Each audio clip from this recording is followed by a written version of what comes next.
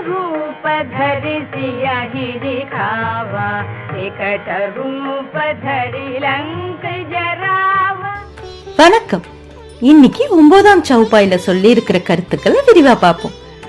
அசோகவனத்துல சீதைய பார்க்கும்போது மெல்லிய மென்மையாக இருந்த அனுமானே, நீங்க அதே ராவணனை சந்திக்கும் போது பயமுறுத்துற விஸ்வரூபம் எடுத்தீங்கன்னு அவரோட அளவற்ற ஆற்றலை பத்தி பாடியிருக்காங்க.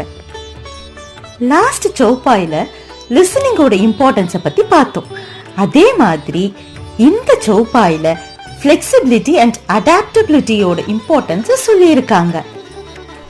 இந்த சௌபாயில முதல் பாதியில மதிப்பிற்குரிய சீதாதேவிய பார்க்கும்போது அவங்க சோகமும் பயமும் குழப்பத்திலையும் இருக்கிறத உணர்ந்த நம்ம ஹனுமான் மென்மையான இரக்கமான சப்டலான தோற்றத்துல காட்சி அளிச்சு தேவி சீதாக்கு ஆறுதலா ராமரோட செய்திகளை பகிர்றாங்க.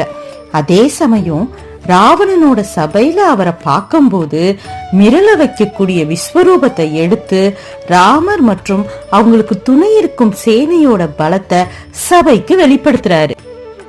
சூழ்நிலைக்கு ஏத்தாற்போல் தன்னோட உருவத்தை மாத்தி அப்ரோச் பண்ண குறிப்புகள் நமக்கு ராமாயணத்துல சுந்தர காண்டம்ல கிடைக்குது. சுந்தர காண்டம் அப்படிங்கிறது ராமாயணத்துல எல்லோருக்கும் விருப்பமான ஒரு காண்டமா கருதப்படுது. தேவி சீதையை தேடிட்டு இருக்கிற ராமருக்கும் கவலையில உருகி இருந்த சீதா தேவிக்கும் இந்த அத்தியாயத்துல தான் நம்பிக்கை பிறந்தனால இது அழகான காண்டமா கருதப்படுது. இந்த அற்புதமான காண்டத்தோட கதாநாயகனா விளங்குறவரு நம்ம ஹனுமான் தான். அவரோட சமயோஜித புத்தினால பேச்சு மட்டும் இல்ல, தன்னோட உருவமும் எப்படி இருக்கணும் அப்படிங்கறத தருணத்துக்கு ஏத்தாற்போல் டிசைட் பண்ணிக்கிட்டாரு. அந்த காரணத்தினால மட்டும்தான் அவரு சீதா தேவிய பார்த்தது மட்டும் இல்லாம அவங்களோட சீக்ரெட்ஸ் ஷேர் பண்ணிக்கிற அளவுக்கு ஹனுமான் நம்பிக்கையின் பாத்திரமானாரு. அதே போல ராவணனை சபையில ராமரோட தூதுவர் ஸ்தானத்துல பார்த்த போது அவருக்கு தர்மத்தை எடுத்து உரைச்சு ராமரோட கோரிக்கையும் இவர்கிட்ட வச்சாரு. ஆனா அகங்காரமும் தன் அளப்பரிய சக்தி மேல கர்வமும் கொண்ட ராவணன் எந்த அட்வைஸையும் ஏத்துக்கல. தூதுவன் ஸ்தானத்துல இருந்த ஹனுமாருக்கு மரியாதை நிமித்தமா உட்கார்றதுக்கு ஒரு இடம் கூட கொடுக்கல.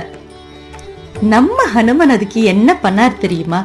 தன்னோட வாளையே அரியாசனம் மாதிரி ஆக்கிட்டு ராவணனோட அரியாசனத்தை விட உயர்ந்ததா அமைச்சுக்கிட்டாரு.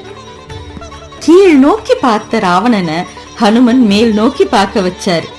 இது ராமரும் ராமரோட சேனையும் லங்கா ராவணனோட சக்தியை விட பெரியதுன்னு சொல்லாம சொல்றாரு தன்னோட விஸ்வரூப தரிசனத்து மூலமா.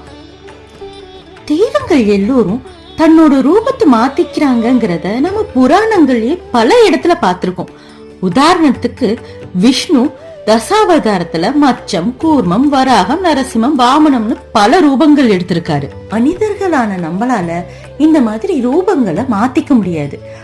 ஆனா நம்ம சாதுரியத்து மூலியமா சிச்சுவேஷனுக்கு தகுந்த மாதிரி நாம பிளெக்சிபிளா அடாப்டபிளா இருக்க முடியும்.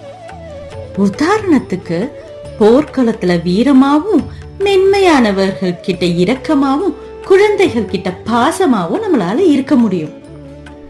நம்மோட இமோஷன்ஸ சிச்சுவேஷனுக்கு ஏத்த மாதிரி மத்தவங்க நிலைமையும் யோசிச்சு கரெக்டா பிரயோகம் பண்றதுதான் உத்தமம்னு அவங்க வாழ்க்கை முறையில வாழ்ந்து காமிச்சு நமக்கு அறிவுறுத்திருக்காங்க. இப்போ இந்த ஸ்லோகத்தோட ஆர்டர் வைஸ் மீனிங்க ஒரு தடவை பார்த்துடலாம். சூக்ஷ்ம ரூபதரி, மென்மையான ரூபம் கொண்டவரே. எப்போ சியகி திகாவா, மதிப்பிற்குரிய சீதையை பார்க்கும்போது. விகட ரூபதரி, பயங்கரமான பயமூர்த்தக்கூடிய விஸ்வரூபம் எடுத்தவரே. எப்போ லங்க ஜராவா, லங்கையை எரிக்கும் போது அப்படின்னு சொல்லிட்டு நம்ம துளசிதாசர் ஹனுமரை பத்தி பாடியிருக்காங்க. நன்றி.